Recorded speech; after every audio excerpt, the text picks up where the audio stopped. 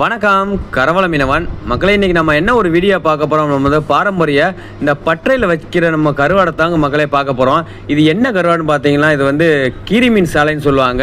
அந்த கீரி மீன் சாலை வந்து இப்போ வந்து நம்ம லாஞ்சியில் வந்து விசைப்படகுகள் முதல்ல கடலுக்கு போயிட்டு வந்து இந்த மீனை ஃபுல்லாக வாங்கியிருக்காங்க. இதை வாங்கி வந்து நம்ம கிணறு மாதிரி ஒரு தொட்டி வச்சுருப்பாங்க. அந்த தொட்டியில் வந்து ஃபஸ்ட்டு மீனை கொட்டிட்டு அதுக்கடுத்து வந்து நம்ம உப்பு அதிகமாக போடக்கூடாது மக்களே.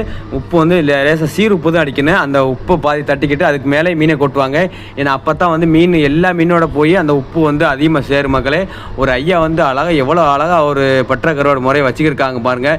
இந்த கருவாடு கிட்டத்தட்ட ஒரு 2 நாள் இல்லை 3 நாள் சென்று தான் எடுப்பாங்க. எடுத்து வெயிலில் காய வச்சு அதை அப்படியே வந்து வியாபாரத்துக்கு பண்ணுவாங்க. பாருங்கள் எவ்வளோ அழகாக வந்து இந்த ஐயா வந்து பண்ணுறாங்க. பற்ற கருவாடு நானே இப்போ தாங்க பார்க்குறேன். இப்படி தாங்க பற்றையில் வச்சு மீனில் வந்து கருவாடாக எடுப்பாங்க. பாருங்கள் எவ்வளோ அழகாக சூப்பராக வைக்கிறாங்க. இந்த வீடியோ பிடிச்சிருந்தா நம்ம கரவல மீன் சப்ஸ்கிரைப் பண்ணிக்கிறேங்க. தொடர்ந்து வீடியோ பாருங்கள். நன்றி.